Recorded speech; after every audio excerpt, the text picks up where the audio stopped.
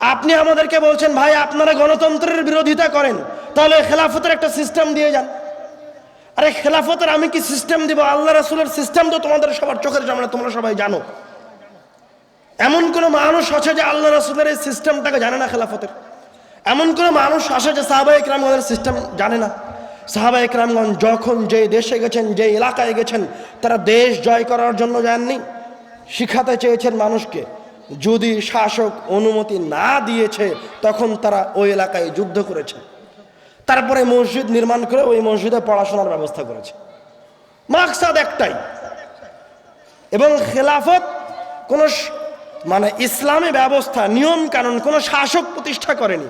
একটা মসজিদ একটা দেশে খেলাফত প্রতিষ্ঠা করেছে, একটা মক্তব, একটা মসজিদ ভিত্তিক প্রতিষ্ঠান একটা পৃথিবীতে খেলাফত প্রতিষ্ঠা করেছে। এই কথা কিয়ামত পর্যন্ত মিথ্যা থাকবে, এই কথা কিয়ামত পর্যন্ত ডাহা মিথ্যা থাকবে যে আগে ক্ষমতা নিয়ে তারপরে খেলাফত কায়েম করতে হবে। বরং এই উসুলেই ফিরে আসতে হবে, ওই জায়গাতেই ফিরে আসতে হবে যেই জায়গা থেকে আল্লাহর রাসূল শুরু করেছেন, তার সাহাবায়ে কেরামগণ শুরু করেছেন। এবং আমি দ্ব্যর্থহীন কণ্ঠে বলে যাচ্ছি, আমরা মক্তব এমনি এমনি শুরু করিনি। মক্তব আমাদের ব্যবসা নয়। মক্তবে নিজের টাকা খরচ করে এলাকায় এলাকায় গ্রামে গ্রামে যাই, মক্তব চালু আছে কিনা সেটা দেখার জন্য। কয়েকদিন আগে যে সমস্ত গরিব এলাকায় আমাদের টাকায় মক্তব পরিচালিত হয়, ওই মসজিদের বাচ্চাদেরকে কম্বল দেওয়ার জন্য নিজে গেছি। আপনি কি মনে করেন এমনি এমনি গেছি? যখন এই পৃথিবীর অবস্থা দেখে আমরা অবগত হয়েছি, তখন আমরা আবার এই মসজিদে ফিরে এসেছি যে এটাই আল্লাহর রাসূল সাল্লাল্লাহু আলাইহি ওয়াসাল্লামের পদ্ধতি খেলাফত প্রতিষ্ঠার জন্য। জেনে রাখেন, ইনশাআল্লাহ এই দেশের এক একটা মক্তব, এই দেশের এক একটা মসজিদের মক্তব, এই দেশের খেলাফতের এক একটা স্তম্ভ হবে ইনশাআল্লাহ। এই দেশের এক একটা মক্তব থেকে, এই দেশের এক একটা মসজিদের শিক্ষা প্রতিষ্ঠান থেকে, এই দেশের আনাচে কানাচে, এই দেশের প্রত্যেকটা ঘরে ঘরে বাড়িতে বাড়িতে আল্লাহ রাসূল সাল্লাল্লাহু আলাইহি ওয়াসাল্লামের পদ্ধতিতে দাওয়াত পৌঁছে যাবে ইনশাআল্লাহ। এবং এই দাওয়াত এবং এই শিক্ষা ব্যবস্থা যেভাবে আল্লাহর রাসূলকে একটা খেলাফত প্রতিষ্ঠায় নিয়ে এসেছিল, যেইভাবে মুসলমানদেরকে অর্ধ পৃথিবীর শাসক করে দিয়েছিল, ইনশাআল্লাহ এই মক্তব একদিন, এই মসজিদগুলি একদিন এই দেশে, এই পৃথিবীতে পুনরায় খেলাফত প্রতিষ্ঠা করতে সবচেয়ে বড় ভূমিকা পালন করবে ইনশাআল্লাহ। এটা হচ্ছে সময়ের বিষয়।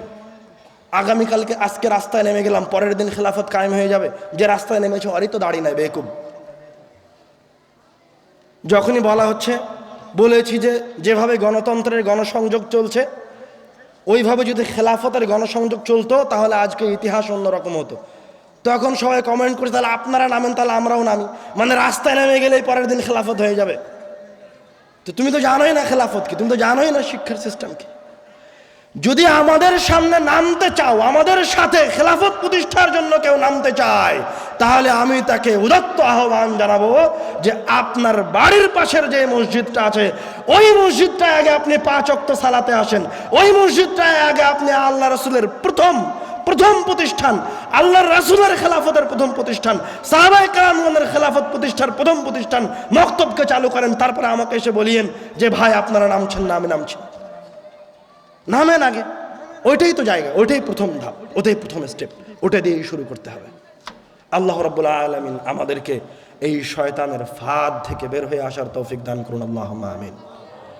শয়তানের ফাঁদ বড় শক্তিশালী, কিন্তু রাব্বুল আলামিন বলছেন ইন্না কাইদা শাইতানি কানা দাঈফা। শয়তান যত বড় চক্রান্ত করুক না কেন, শয়তানের চক্রান্ত দুর্বল। আপনারা যারা আমার সামনে উপস্থিত আছেন, যারা আজকে আমার কথা শুনছেন, আপনাদের প্রত্যেকের ঈমানি দায়িত্ব যে আপনার পাড়ার মসজিদে সব সবচেয়ে ভালো শিক্ষকটা নিয়োগ করবেন আপনার সন্তানের জন্য ইনশাল্লাহ। করবেন তো? করবেন না নাকি? ব্যাপারটা কি? না শয়তানের অনুসারী সব? করবেন ইনশাল্লাহ। ব্রাকে পাঠিয়েছেন মানে আপনি শয়তানের দাসত্ব করেন। আপনি নিজেকে যত বড় মুসলমান দাবি করেন না কেন, আপনি যত বড় আল্লাহ রাসূলের ভালোবাসার দাবি করেন না কেন, আমি স্পষ্ট ভাষায় বলে গেলাম যে আপনি আল্লাহ রাসূলকে ভালোবাসেন না। আপনার ভালোবাসা শুধু মুখে আছে, বাস্তবে নাই। আর আপনার মসজিদের সভাপতিটা ভালো ইমামকে কোনোদিন ওই মসজিদে রাখতে দেয় না। এলাকার মানুষ ওই মসজিদে ভালো খতিবকে, ভালো শিক্ষককে রাখতে পারে না। অথচ প্রাইমারিতে যান, ব্রাকে যান, কলেজে যান, এক একটা শিক্ষকের বেতন 15, 20, 30 হাজার টাকা। আর আপনার মসজিদের শিক্ষকের বেতন 2, 2.5, 5, 7 হাজার সর্বোচ্চ। আর ভালো মসজিদ হলে 10 হাজার। ওই মসজিদটা কার? রব্বুল আলামিনের। ওই মসজিদের চাষাবাদের দায়িত্ব কার উপরে আছে? অত্র এলাকার মানুষের উপর আছে, ওই সমাজের মানুষের উপর আছে, ওই মসজিদের সভাপতির উপর আছে। তার মানে আপনার সন্তান যদি ওই মসজিদকে ছেড়ে দিয়ে, আপনি যদি ওই মসজিদের আবাদ ছেড়ে দিয়ে, আপনি যদি বেশি টাকা দিয়ে আপনার সন্তানটাকে প্রাইমারি আর ব্রাকে পড়ান, তাহলে আপনি রব্বুল আলামিনের ইবাদত করছেন না, আপনি এখন শয়তানের ইবাদতে লিপ্ত আছেন। আপনারা তো মনে করছেন আমি ভালো, সবই ভালো চলছে, কিন্তু শয়তান কিভাবে ফাঁদ পেতে রেখেছে প্রত্যেকটা পদে পদে, প্রত্যেকটা জায়গায় জায়গায়।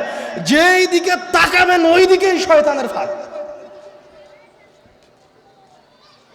যেই দিকে ঘুরবেন সেই দিকেই শয়তান ফাঁদ পেতে রেখেছে। আপনাকে হুজুরের কথা বললাম যে হুজুর শয়তানের ফাঁদে পড়ে আছে। আমি আপনাকে বললাম যে শুধু হুজুর নয়, এলাকায় যত মানুষ আছে, এলাকায় যত মানুষ আছে সবার উপরে শয়তান কর্তৃত্ব করছে।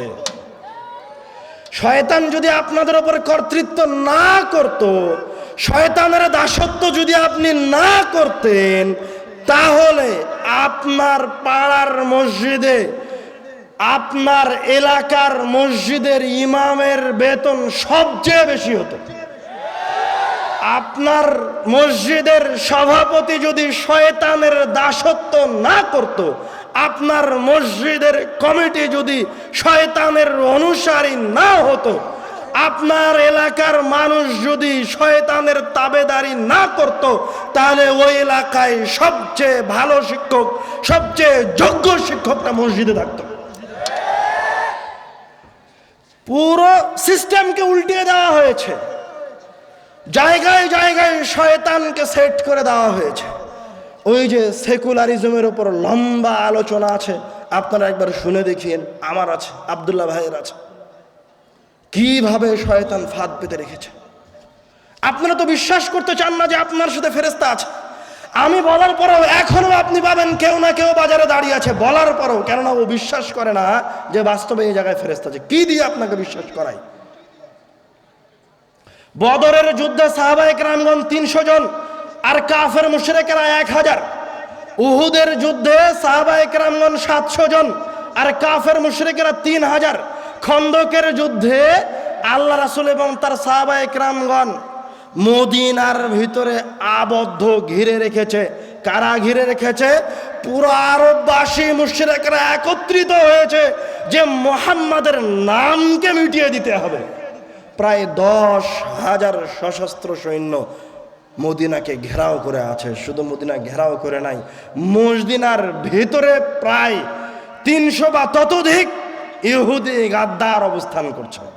শুধু তাই নয়, মুতার যুদ্ধে 2 থেকে 3 হাজার সাহাবী যুদ্ধের জন্য বের হয়েছে। যাদের সাথে যুদ্ধ গেছে তারা তৎকালীন সময়ের পরাশক্তি রোমান। প্রায় 2 লক্ষ বাহিনী 3,000 বাহিনীর সামনে দাঁড়িয়ে আছে যুদ্ধ করার জন্য। আপনি কি মনে করছেন যে এই সমস্ত যুদ্ধ ওই 3000 মানুষ, 1000 মানুষ, 300 জন মানুষ করেছে। আপনার কি মনে হয় যে ওইগুলি তাদের শক্তি দিয়ে জয় করা? এগুলি তাদের শক্তি দিয়ে জয় করা নয়। তাহলে এই জয়গুলি কিভাবে এসেছে? এই জয়গুলি এসেছে তাদের পা থেকে নিয়ে মাথা পর্যন্ত আল্লাহর রাসূলের সুন্নাত দিয়ে ঢাকা ছিল। তারা ছিল শিক্ষিত মুসলমান। যখন বিপদে পড়ে গেছে 300 জন সাহাবী, গিয়ে দেখে সামনে 1000 কাফের, তখন রব্বুল আলামিনের শ্রেষ্ঠ বান্দাগণ, আল্লাহ রাসূলের শ্রেষ্ঠ সঙ্গী সাথীগণ, যারা সুন্নাতের অনুসারী, চেহারা দেখলে মনে হয় এটা আল্লাহ রাসূল দাঁড়িয়ে আছে, এই রকম সুন্নাতের অনুসারীরা যখন রব্বুল আলামিনকে ডেকেছে, ইয তাস্তাগীসুনা রাব্বাকুম, রব্বুল আলামিন বলছেন যে যখন তোমরা আমাকে ডেকেছিলে, সাহায্য চেয়েছিলে, তখন আমি আল্লাহ তোমাদের ডাকে সাড়া দিয়ে 1000 ফেরেশতাকে এই যুদ্ধের ময়দানে পাঠিয়ে দিয়েছে। সুবহানাল্লাহ। সাহাবায়ে কিরামগণ বলছেন তরবারি বের করেছি মারার জন্য, মারার আগেই দেখি গলা কেটে পড়ে গেল। তো কে মারলো তাকে? আল্লাহ রাসূল বলছেন ওটা ফেরেশতা ছিল। আমাদের বিশ্বাস নাই, আমরা আল্লাহ রাসূলের অনুসরণ করি না, আমরা ধোঁকাবাজ, আমরা মিথ্যুক, আমরা প্রতারক। কষ্ট হলেও এটা মেনে নিতে হবে। পুরা মুসলিম উম্মাহ রব্বুল আলামিনের সাথে ধোঁকাবাজিতে লিপ্ত। পুরা মুসলিম উম্মাহ আল্লাহর রাসূলের অপমানে লিপ্ত। আমি নিজে সশরীরে 2 থেকে 2 বছরের অধিক সময় গাজাবাসীদের জন্য ত্রাণ বিতরণ করেছি। আমার নিজে দেখা, যাদেরকে আমি ত্রাণ দিয়েছি, যারা এই পৃথিবীতে সবচেয়ে কঠিন সময় অতিবাহিত করছে, মনোযোগ দিয়ে শুনেন, এটা শেষ কথা আমাদের, বাস্তব শিক্ষা উপস্থিত আপনাদের চোখের সামনে। খবরদার কেউ কথা বলবেন না, এই যে এইদিকে কেউ কথা বলবেন না, খবরদার। যাদের কাছে, যারা সবচেয়ে অসহায় অবস্থার মধ্যে দিয়ে দিন পার করছে, ওদের যে সমস্ত নারী পুরুষগুলি সহযোগিতা নিতে এসেছে, মহিলা মানুষের মাঝে খুব বেশি হলে 2-3 জন মহিলাকে পেয়েছি যারা পা থেকে মাথা পর্যন্ত আল্লাহ রাসূলের অনুসারী। বাকি কেউ আল্লাহ রাসূলের হুবহু অনুসরণ করে না। আর পুরুষ মানুষের মাঝে আমার মনে পড়ে না যে একজন পুরুষ মানুষকে পেয়েছি যার পা থেকে মাথা পর্যন্ত আল্লাহর রাসূল সাল্লাল্লাহু আলাইহি ওয়াসাল্লামের সুন্নাতে ঢাকা। বরং কষ্টদায়ক হলেও আপনাদের সামনে আমার এই অভিজ্ঞতা শেয়ার করতে হচ্ছে শিক্ষা হিসেবে, আমাদের জন্য শিক্ষণীয় হিসেবে। ক্যাম্পাসে যখন আমি ছিলাম, প্রায় 120-এর অধিক দেশের ছাত্র আজহারে পড়াশোনা করে। তো যারা সবচাইতে নিম্নমানের জীবনযাপন করে ইসলামিক ধারার, যারা সবচেয়ে বেশি আল্লাহ রাসূলের সুন্নাতকে অবমাননা করে, সিগারেট খায়, টাকনোর নিচে কাপড় পরিধান করে, গান বাজায়, তারা হচ্ছে ফিলিস্তিনি ভাই বোনেরা। শুধু তাই নয়, একজনের বাড়িতে গেছি সহযোগিতা করার জন্য, আমি বাড়ি গেছি। যার বাড়িতে গেছি ওই মহিলা আর তার ছেলে মিশরে আশ্রয় গ্রহণ করেছে। ওদের বাড়িতে যখন বোমা পড়ে, তখন বোমার আঘাতে ওই মহিলার একজন সন্তান শহীদ হয়ে গেছে, আর একজন সন্তান আঘাতপ্রাপ্ত হয়ে তার 2 পা কাজ করে না। মহিলা ওই সন্তানকে নিয়ে মিশরে এসেছে। কল্পনা করতে পারবেন না, যার নিজের ভাই শহীদ হয়ে গেছে, যার নিজের সন্তান শহীদ হয়ে গেছে, ওই ছেলেটার চুল, ওই ছেলেটার হাতে একটা ব্রেসলাইট। তো আমি জিজ্ঞাসা করলাম যে তোমার এই অবস্থা কেন? তো প্রথমে ছেলেটা মিথ্যা কথা বললো যে এই জায়গায় আঘাত লেগেছিল, এই কারণে চুলটা কাটা। তো আমি দেখে বুঝতে পারছি যে চুলটা চাছা আছে ব্লেড দিয়ে। তখন আর আম্মাকে জিজ্ঞাসা করলাম, তখন আর আম্মা হাসতে হাসতে বলছে যে মিথ্যা কথা বলছে, অথচ তার অর্ধেক পঙ্গু। কল্পনা করতে পারেন আপনি?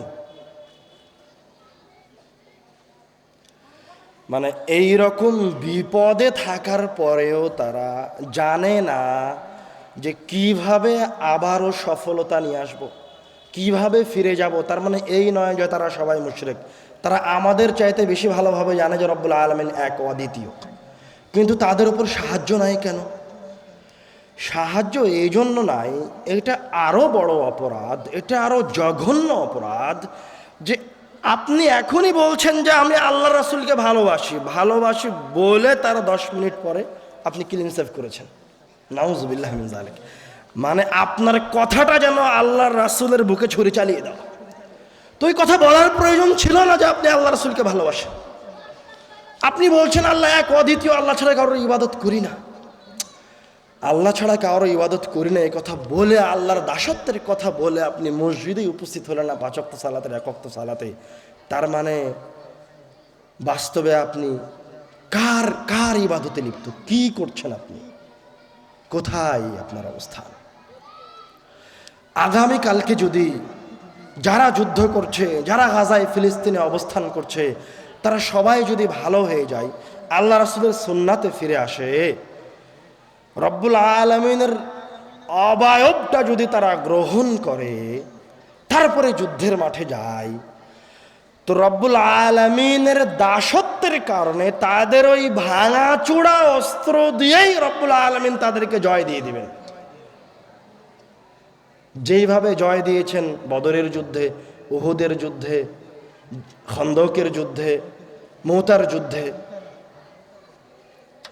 কিন্তু দূরে চলে এসেছেন, আপনার প্যান্টটা টাকনোর নিচে, আপনার মুখ ক্লিন সেভ করা, আর আপনি আল্লাহ আল্লাহ বলে চিৎকার করছেন। তো আপনি কি মনে করছেন আল্লাহর রহমত আপনার উপর অবতীর্ণ হবে? অথচ আপনি জানেন এটা অন্যায়, অবতীর্ণ হবে না। আজকে বাংলাদেশ যে অবস্থায় আছে, এই অবস্থায় এই জন্য আছে যে আজও বাংলাদেশের কিছু মানুষ রব্বুল আলামিনের ইবাদত করে, পরহেজগারিতা অবলম্বন করে, আল্লাহ রাসূলের সুন্নাত তাদের মাঝে আছে। আগামীকালকে যদি এই অবস্থার পরিবর্তন হয়, অত্র এলাকার সব মানুষ যদি সুদ ঘুষে লিপ্ত হয়ে যায়, সবাই যদি দাড়ি কেটে ফেলে, সবাই যদি টাকনোর নিচে কাপড় পরিধান করে, প্রতিষ্ঠানগুলো যদি বন্ধ হয়ে যায়, মসজিদগুলি যদি শুধু সালাতের জন্য খোলা হয় আর শিক্ষা ব্যবস্থা বন্ধ করে দেওয়া হয়, তাহলে পরের দিন বাংলাদেশ গাজায় রূপান্তরিত হবে, এতে কোনো সন্দেহ নাই। পরের দিন আগামীকালকে যদি বাংলাদেশের সকল মানুষ আল্লাহ রাসূল সাল্লাল্লাহু আলাইহি ওয়াসাল্লামের সুন্নাতকে গ্রহণ করে, সবাই যদি সুদ ঘুষ জুয়া অন্যায়কে ছেড়ে দেয়, তো পরের দিন আজ বাংলাদেশে যত সমস্যা আছে সব সমস্যাকে রব্বুল আলামিন তুলে নেবেন। সুবহানাল্লাহ। এটা হাকিকত। এটাকে আপনি কেন অবিশ্বাস করছেন? এটা বাস্তবতা, এটা ইতিহাসে প্রমাণিত। আল্লাহর রাসূল বলেছেন, যেহেতু আমি এই ঘটনা বলে গেলাম, যদি একটা দলিল না দিয়ে যাই তাহলে কেউ হয়তো বলবে যে আব্দুর রহিম ভাই ভুল বলছে, একটা দলিলও দিয়ে যাই লাস্ট। আল্লাহ রাসূল সাল্লাল্লাহু আলাইহি ওয়াসাল্লাম বলছেন, ইন্নাল্লাহা ইয়ারফাউ বিহাযাল কিতাবি আকওয়ামান ওয়া ইয়াদউ বিহি আখারিন। হাদিসের প্রথম অংশের সাথে আপনি বহুদিন থেকে পরিচিত।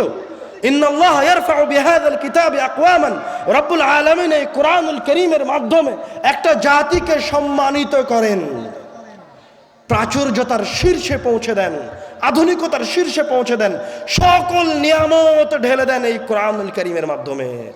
এই জায়গায় কি সবাই এক না? সবাই এই বাক্যটা বুঝেন? আবার এই হাদিসের শেষে আল্লাহ রাসূল সাল্লাল্লাহু আলাইহি সাল্লাম বলছেন, ওয়া ইয়াদউ বিহি আখারিন, আর এই কিতাবটাকে দিয়েই রব্বুল আলামিন একটা জাতিকে ধ্বংস করে দেন, নিচে নামিয়ে দেন। চিন্তা করতে পারেন? মানে একবার প্রশ্ন করেন যে কোরআনুল কারীমকে দিয়ে রব্বুল আলামিন একটা জাতিকে নিচে নামিয়ে দেন, ধ্বংস করে দেন, অধঃপতনের অতল তলে নামিয়ে দেন। সেটা কিভাবে? সেটা কিভাবে? সেটা এইভাবেই যে আপনার হাতে কোরআন মাজিদ আছে, আপনার প্রত্যেকটা পাড়ায় পাড়ায় গ্রামে গ্রামে মসজিদ আছে, প্রত্যেকটা এলাকায় এলাকায় মাদ্রাসা আছে, কোরআন মাজিদের মাদ্রাসার মসজিদের কোনো কিছুর অভাব নাই, কিন্তু ওই মসজিদ মাদ্রাসা ওই কোরআনুল কারীম আপনার অধঃপতনের কারণ হয়ে দাঁড়িয়েছে। মানে আগামীকাল যদি অত্র মসজিদগুলিকে শিক্ষা প্রতিষ্ঠানে পরিণত না করা হয়, আস্তে আস্তে যদি শিক্ষা প্রতিষ্ঠান উঠে যায়, তাহলে আপনি জেনে রাখেন এই সমাজ ধ্বংস হয়ে যাবে, এই দেশ গাজায় পরিণত হতে সময় লাগবে না। আল্লাহ তাআলা আনহু উনি বলছেন, উনি আল্লাহ রাসূলকে এসে বললেন, হে আল্লাহর রাসূল, ইন্নী উকসিরুস সালাতা আলাইকা, আমি আপনার উপর অনেক বেশি বেশি দরুদ পাঠ করি। ফাকাম আজআলু লাকা সালাতি, আপনি একটু আমাকে বলে দেন তো আমি যতক্ষণ আল্লাহর কাছে দোয়া করি তার মাঝে কতক্ষণ সময় আপনার উপর দরুদ পাঠ করতে হবে? আল্লাহ রাসূল সাল্লাল্লাহু আলাইহি ওয়াসাল্লাম কোনো সময় নির্ধারণ না করে বললেন, মা শিতা, তোমার যতক্ষণ ইচ্ছা ততক্ষণ তুমি আমার উপর দরুদ পাঠ করো। সুবহানাল্লাহ। উবাই ইবনে কাব রাদিয়াল্লাহু তাআলা আনহু নিজে থেকে আল্লাহ রাসূলকে বললেন, ঠিক আছে আল্লাহর রাসূল, আর রুবু, আমি যতক্ষণ আল্লাহর কাছে কোনো কিছু চাই তার 4 ভাগের 1 ভাগ সময় আমি আপনার উপর দরুদ পাঠ করব। আল্লাহ রাসূল বললেন, মা শিতা, তোমার ইচ্ছা, ফাইন জিদতা ফাহুয়া খায়রুন লাক, কিন্তু তুমি যদি এর চেয়ে আরো বেশি সময় আমার উপর দরুদ পাঠ করো তাহলে সেটা তোমার জন্য আরো বেশি কল্যাণকর। সুবহানাল্লাহ। তখন উবাই ইবনে কাব নিজে থেকে এই উত্তর পরিবর্তন করে আল্লাহ রাসূলকে বলছেন, ঠিক আছে আল্লাহর রাসূল, আমি যতক্ষণ আল্লাহর কাছে কোনো কিছু চাই তার অর্ধেক সময় আপনার উপর দরুদ পাঠ করব। আল্লাহ রাসূল একই উত্তর দিলেন, মা শিতা, তোমার ইচ্ছা, ফাইন জিদতা ফাহুয়া খায়রুন লাক, কিন্তু তুমি যদি এর চেয়ে বেশি সময় আমার উপর দরুদ পাঠ করো তাহলে সেটা তোমার জন্য আরো বেশি কল্যাণকর। সুবহানাল্লাহ। উবাই ইবনে কাব রাদিয়াল্লাহু তাআলা আনহু আবার আল্লাহ রাসূলকে বলছেন নিজে থেকে, ঠিক আছে আল্লাহ রাসূল, আমি যতক্ষণ আল্লাহর কাছে ইবাদত করি তার 4 ভাগের 3 ভাগ সময় আপনার উপর দরুদ পাঠ করব। সুবহানাল্লাহ। আল্লাহ রাসূল আবারও একই উত্তর দিলেন, বললেন, মা শিতা, তোমার ইচ্ছা, ফাইন জিদতা ফাহুয়া খায়রুন লাক, কিন্তু তুমি যদি এর চেয়ে আরো বেশি সময় দরুদ পাঠ করো আমার উপর তাহলে সেটা তোমার জন্য আরো বেশি কল্যাণকর। সুবহানাল্লাহ। এবার উবাই ইবনে কাব রাদিয়াল্লাহু তাআলা আনহু তার উত্তরকে পরিবর্তন করে বলছেন, আজআলু লাকা সালাতি কুল্লাহা, হে আল্লাহর রাসূল, আমি যতক্ষণ আল্লাহর কাছে কোনো কিছু চাই আমি সারাটা সময় খালি আমি আপনার উপরে দরুদ পাঠ করব। সুবহানাল্লাহ। আল্লাহ রাসূল সাল্লাল্লাহু আলাইহি ওয়াসাল্লামের উত্তর পরিবর্তন হয়ে গেল। তিনি বললেন, উতিতা হাম্মাক, তুমি যে কষ্টের মাঝে ছিলে, তুমি রব্বুল আলামিনের কাছে যেটা চাইতে, তোমার যে অসুবিধা ছিল, উতিতা হাম্মাক, তোমার রব্বুল আলামিনের কাছে যা চাওয়া ছিল সব রব্বুল আলামিন তোমাকে দিয়ে দিবেন। সুবহানাল্লাহ। শুধুমাত্র দরুদ পাঠ করে রব্বুল আলামিন সব দিয়ে দিবেনই না, রব্বুল আলামিন তোমার মনের আশা শুধু পূরণ করবেন না, গফিরা লাকা যামবাক, রব্বুল আলামিন তোমার পাপগুলিকেও মিটিয়ে দিবেন। সুবহানাল্লাহ। শুধু তাই নয়, আপনারা পাশে কথা বলছেন কেন? এত কথা আসছে কেন বুঝলাম না। এইদিকে যারা সাইডে কথা বলছেন আর আপনারা দাঁড়িয়ে আছেন কেন? সামনে গিয়ে বসেন। যখন আমি বলেছি কালা রাসূলুল্লাহ তখন আপনাদের উচিত ছিল বসে পড়া। এটা মাজলিসের আদব। এখানে আমি বক্তব্য দেওয়ার জন্য এসেছি, দার্স দেওয়ার জন্য এসেছি, আপনাকে গল্প শোনানোর জন্য আসেনি। আল্লাহ রাসূলের কথা শোনার একটা শিষ্টাচার, একটা আদব হচ্ছে বসে থেকে কথা শুনতে হবে। আল্লাহ রাসূল যখন কোনো কিছু বলতে গেছেন সাহাবায়ে কেরামগণ বসে গেছেন। সাহাবী বলছেন এমন ভাবে নিস্তব্ধ হয়ে আমরা বসে গেছি, কান্না আলা রুউসিনা তায়র, যে পাখি উড়তে থাকা পাখি আমাদেরকে জড় বস্তু মনে করে, পাথর মনে করে আমাদের মাথার উপর বসে যাবে। এতক্ষণ যাবত যে আব্দুর রহমান বিন আব্দুর রাজ্জাক ভাই আপনাদের সামনে শয়তানের কথা বললেন, ইবলিসের কথা বললেন, তো আপনি কি মনে করছেন ইবলিস আপনার সাথে নাই, আপনার পিছনে লেগে নাই? ব্যাপারটা কি? আপনি কি মনে করছেন আপনার পিছনে ইবলিস নাই, শয়তান নাই? বুঝলাম না। আপনার কি মনে হয় যে শয়তান ইহুদির পিছনে লেগে আছে? শয়তান কি খ্রিস্টানের পিছনে লেগে আছে? শয়তান কি নাস্তিকের পিছনে লেগে আছে? শয়তান কি কোনো মুশরিক পীর পূজারীর পিছনে লেগে আছে? আরে শয়তান ইহুদি খ্রিস্টান নাস্তিক মুশরিক পীর পূজারী যে পথভ্রষ্ট, যারা দিন নাই, ওর পিছনে ঘুরে কি করবে? শয়তান হচ্ছে যে যত বড় মুত্তাকি, যে যত বেশি পরহেজগার, ওর পিছনে লেগে আছে। ওর পিছনে তত বেশি শয়তান লেগে আছে। আপনাকে কি দিয়ে বুঝাই? আধা ঘন্টা যাবত আব্দুর রহমান বিন আব্দুর রাজ্জাক আপনার সামনে ইবলিসের কথা বলে গেল, আপনি ইবলিসকে চিনলেন না। আপনার সাথে ইবলিস লেগে আছে, একটু দেখাই আপনাকে। আল্লাহ রাসূল বলছেন বাজারে ইবলিস থাকে। আরে আসার সময় দেখছি মানুষগুলো এখানে দাঁড়িয়ে থেকে জিলাপি কিনছে, বাদাম কিনছে। তো দেবীনগরের বাজার কি আগামীকালকে থেকে বন্ধ হয়ে যাবে? আগামীকালকে 144 ধারা জারি করা হবে বাদামের দোকানের ওপর। কথা বলেন না কেন? তো আজকেই কেন আপনাকে জিলাপি কেনার প্রয়োজন হলো, বাজারে দাঁড়ানোর প্রয়োজন হলো? আজকেই কেন আপনাকে বাজার বাজার রাস্তা রাস্তা ঘুরতে হচ্ছে? আপনাকে উদ্দেশ্য করে বলছি, যতদূর আমার মাইকের আওয়াজ যায়, যারা রাস্তায় দাঁড়িয়ে আছেন, যারা বাজার বাজার ঘুরছেন, আপনাদের সাথে শয়তান আছে। যারা বাজারে বসে জিলাপি খাচ্ছে, বাদাম খাচ্ছে, ওদের পিছনে শয়তান আছে। আর যারা এই জায়গায় বসে আছে, এখানে বসে থেকে আল্লাহ রাসূলের কথা শুনছে, রব্বুল আলামিনের কুরআনুল কারীমের আয়াতের অনুবাদ শুনছে, তাদের সাথে রব্বুল আলামিনের ফেরেশতারা আছে। সুবহানাল্লাহ। এটা মানুষ অনুভব করতে পারে না অন্তর দিয়ে, এটাই সমস্যা। জিলাপি যেমন দেখা যায়, ওই রকম যদি ফেরেশতাকে দেখা যেত, তো আপনি কখন সবাই এখানে এসে বসে থাকতেন, কেউ একটা কথা বলতেন না। কিন্তু ফেরেশতাকে তো দেখা যায় না।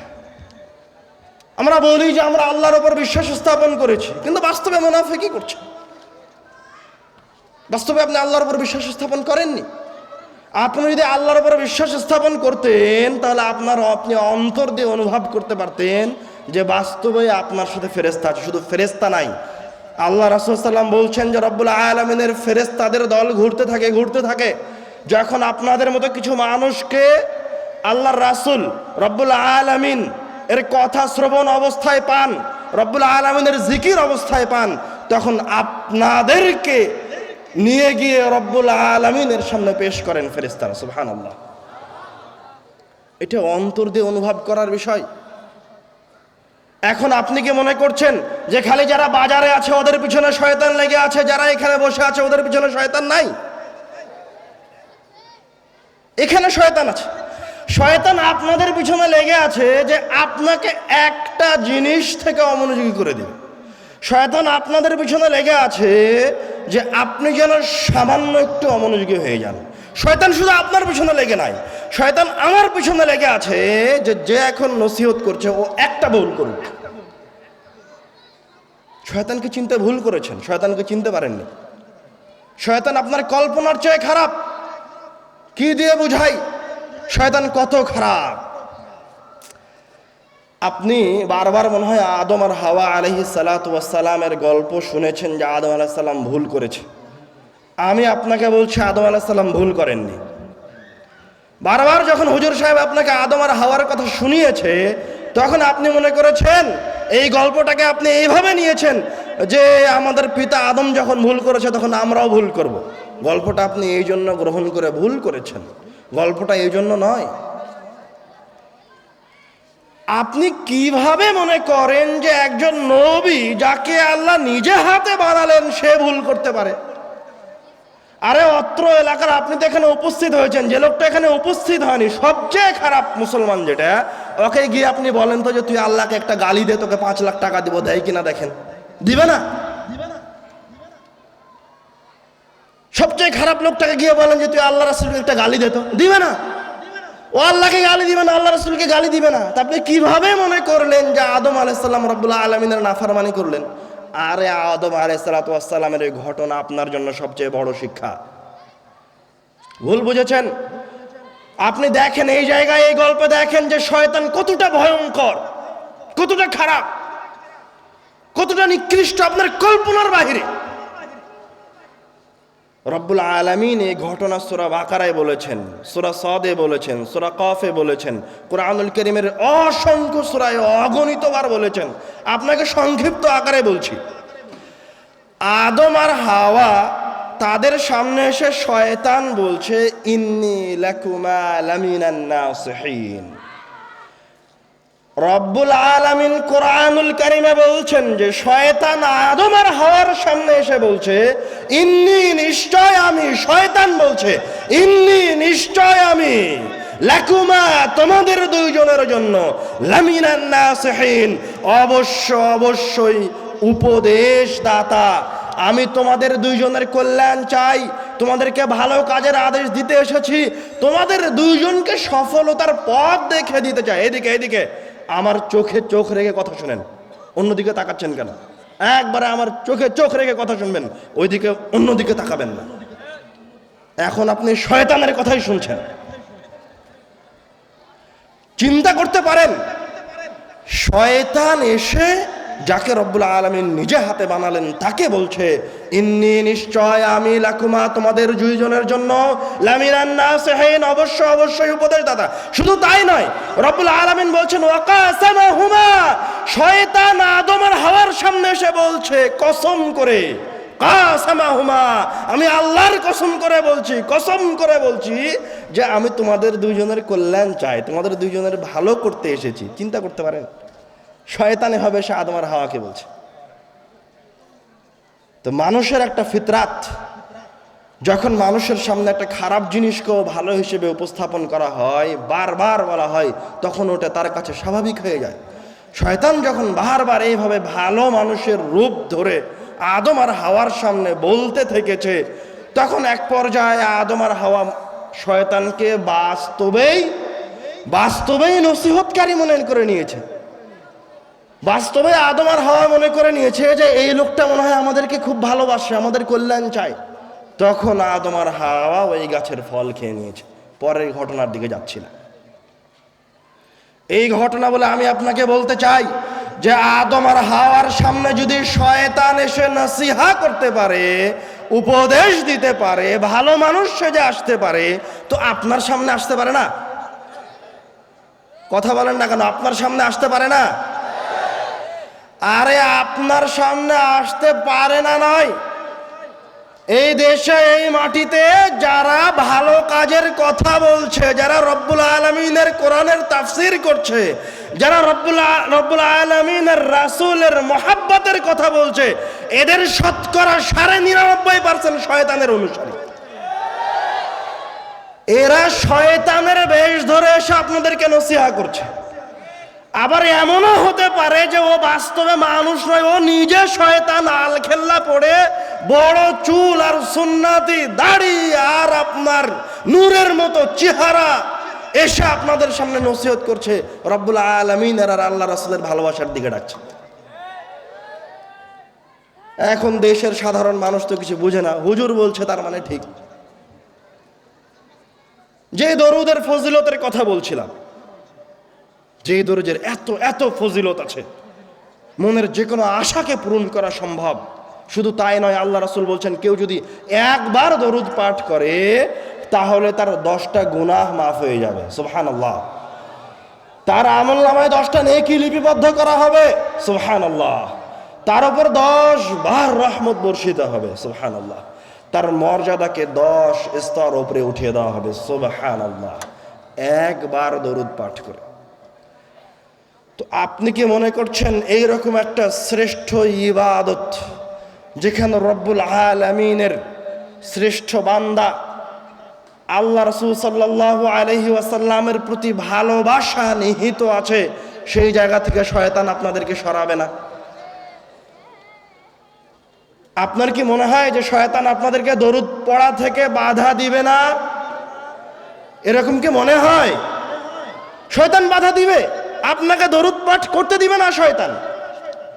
এটা হলো প্রথম। একদল মানুষ মুসলমান হওয়ার পরেও আল্লাহ রাসূলের উপর দরুদ পাঠ করতে পারবে না, দরুদ পাঠ করা থেকে মাহরুম হবে, গেল একটা। দ্বিতীয়ত, একদল মানুষ আল্লাহ রাসূলকে ভালোবাসে, দরুদ পাঠ করতে চাইবে, তো এখন তাদেরকে কিভাবে শয়তান পথভ্রষ্ট করবে? তাদের জন্য শয়তানের পদক্ষেপ আছে। তো শয়তান দরুদকে পরিবর্তন করে দিয়েছে, যেন কিছু মানুষকে যারা দরুদ পাঠ করতে চায়, আল্লাহ রাসূলের প্রতি ভালোবাসা দেখাতে চায়, ও যেন সঠিকভাবে দরুদ না পাঠ করতে পারে। সেটা কিভাবে? আমাদের দেশের অধিকাংশ মানুষই দরুদ পাঠ করার সময় বলবে আল্লাহুম্মা সাল্লি আলা সাইয়্যিদিনা মাওলানা মুহাম্মদ। অথচ দরুদ কি? আল্লাহুম্মা সাল্লি আলা মুহাম্মদ ওয়া আলা আলি মুহাম্মদ। দরুদ ইব্রাহিমে মুখস্থ আছে আপনাদের? চেহারা দেখে কোনো রিয়াকশন বোঝা যায় না। কথা বুঝতে পারছেন না পারছেন না, আমি তো বুঝতে পারছি না। কথা কি বোঝা যায়? সর্বশ্রেষ্ঠ দরুদ কি? দরুদে ইব্রাহিমি। ভালো করে মনোযোগ দিয়ে শুনেন। এই দরুদে ইব্রাহিমি থেকেও শয়তান আপনাকে সরাতে চায়, আর যারা পড়তে চায় তাদেরকে ভুল করাতে চায়। এই জায়গায় একদল মানুষ বলছে আল্লাহুম্মা সাল্লি আলা সাইয়্যিদিনা মাওলানা মুহাম্মদ। সাইয়্যিদিনা মাওলানা এই দুইটা শব্দ খারাপ নয়। সাইয়্যিদিনা শব্দের অর্থ হচ্ছে আমাদের সর্দার। আরে আল্লাহ রাসূল তো পুরো জাহানের সর্দার, নবী রাসূলের সর্দার, উনি বাস্তবেই সর্দার। মাওলানা, সাইয়্যিদিনা মাওলানা, মাওলানা মানে হচ্ছে ওয়াকিল, অভিভাবক। তো আল্লাহ রাসূলকে আমরা অভিভাবকও ধরে নিচ্ছি, তার শাফাত ছাড়া কিয়ামতের দিন বিচার শুরু হবে না। শব্দ দুটো খারাপ নয়, শব্দ দুটোতে আল্লাহ রাসূলের প্রতি ভালোবাসা প্রকাশ পায়। তাহলে দরুদ ভুল হলো কিভাবে? আল্লাহ রাসূলকে অপমান হলো কিভাবে? আপনি তো সহিহ জয়ীফ বাছাই করতে জানেন না, আমরা তো ভুল খারাপ মন্দ মানে ইবাদত মানেই ভালো, ইবাদত মানেই ভালো, ইবাদতই তো করছি, অন্য কিছু তো করিনি। আমাদের কাছে তো জয়ীফ জাল আর সহির মাঝে পার্থক্য করার সক্ষমতা নাই, আমরা তো মূর্খ মানুষ। অতটুকু অন্তত এতটুকু জেনে রাখেন, এতটুকু তো জিজ্ঞাসা করতে পারেন, এতটুকু তো বিবেকে নিয়ে আসতে পারেন যে এই দরুদে যদি সাইয়্যিদিনা মাওলানার সরিষা সমপরিমাণ প্রয়োজনীয়তা থাকতো, চুল সমপরিমাণ দরকার থাকতো, তাহলে সবার আগে সাইয়্যিদিনা মাওলানা এই শব্দ দুটো দরুদে পাঠ করতেন আমার রাসূল সাল্লাল্লাহু আলাইহি ওয়াসাল্লাম এবং তার সাহাবায়ে কেরামগণ। আর যদি আপনি বলেন যে এই শব্দ দুটো ভালো, আল্লাহুম্মা সাল্লি আলা মুহাম্মদ বাক্য শুনতে সরাসরি মুহাম্মদ সাল্লাল্লাহু আলাইহি ওয়াসাল্লামের নাম নিতে আমার কাছে কেমন কেমন লাগছে, বাক্যটা সুন্দর করার জন্য, আরও সাহিত্যিক মান উন্নয়ন করার জন্য সাইয়্যিদিনা মাওলানা বললে ভালো লাগে, তাহলে আমি আবারও বলছি শুনেন। দ্বিতীয় কথা, আপনার হুজুর বড় বিদ্বান হতে পারে, বড় আলেম হতে পারে, আল্লামাতুদ্দাহার হতে পারে, কিয়ামত পর্যন্ত যত বড়, যত বিদ্বান, যত বড় সাহিত্যিক আসুক না কেন, আল্লাহর রাসূল এবং তার সাহাবীদের চাইতে কিয়ামত পর্যন্ত বড় সাহিত্যিক কোনোদিন আসবে না। যদি ওই বাক্যে সাহিত্যের সৌন্দর্যতার কারণে সাইয়্যিদিনা মাওলানার সরিষা সমপরিমাণ প্রয়োজন থাকতো, তো সবার আগে আল্লাহ রাসূল এবং সাহাবায়ে কেরামগণ বলতেন। সুতরাং এই বাক্যের সরিষা সমপরিমাণ প্রয়োজন নাই। ও মিথ্যা কথা বলছে, ও শয়তানের অনুসারী, হয় জেনে শুনে শয়তানের অনুসরণ করছে, নয়তো তার অজান্তেই শয়তানের অনুসরণ করছে। কিন্তু শয়তান ভুল পথে রেখেছে, বাস্তবে আপনাদেরকে ভুল পথে রেখেছে। দুইটা পয়েন্ট গেল। 3 নাম্বার পয়েন্ট, আপনার হুজুর বড় জাকের হতে পারে, আপনার হুজুর রব্বুল আলামিনের শ্রেষ্ঠ বান্দা হতে পারে। আমি মেনে নিলাম আপনার হুজুর সাহেব কোনো সময় মসজিদ থেকেই বের হয় না, লম্বা তাসবিহ আছে, সারাদিন সুবহানাল্লাহ আলহামদুলিল্লাহ পড়ছে, অন্য কোনো কাজ করে না। মেনে নিলাম আপনার হুজুর সবচেয়ে বড় ইবাদত গুজার, কিন্তু কিয়ামত পর্যন্ত আল্লাহর রাসূলের চেয়ে বড় কোনো ইবাদত গুজার আসবে না, আসতে পারে না, অসম্ভব। সাহাবায়ে কেরামগণের চেয়ে বড় ইবাদত গুজার কিয়ামত পর্যন্ত আসতে পারে না, আসবে না। সুতরাং ওই জায়গায় কোনো ইবাদত গুজার হওয়ার জন্য যদি ওই শব্দদ্বয়ের প্রয়োজন থাকতো, তো সবার আগে কে বলতো? আবার একই উত্তর, আল্লাহর রাসূল এবং সাহাবায়ে কেরামগণ বলতেন। আপনি শুধু আমল করার সময় এতটুকু জিজ্ঞাসা করবেন, কাজটাকে আল্লাহ রাসূল করেছেন না করেন, দোয়াটাকে আল্লাহ রাসূলের না আল্লাহ রাসূলের নয়। মানে সব জায়গায় শয়তান ফাঁদ বেঁধে রেখেছে। মানে হুজুরের কথা বললাম এই জন্য আপনি খুব খুশি নাকি? মানে আপনার কোনো ভুল নাই? একটু আগে একজন এসে আব্দুল্লাহ ভাইকে বলছে যে একটু মক্তবের কথা বলবেন। বুঝলাম না মক্তবের কথা কেন বলা লাগবে,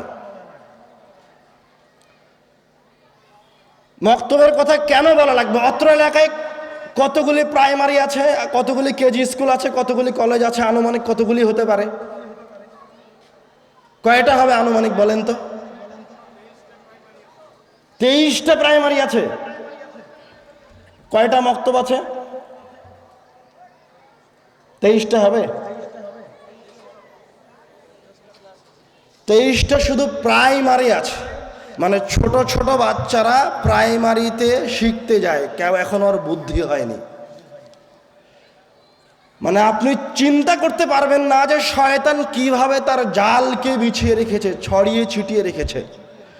আমি আপনাকে বলতে চাই, ওই প্রাইমারির দিকে যাওয়ার কোনো ফজিলত আছে?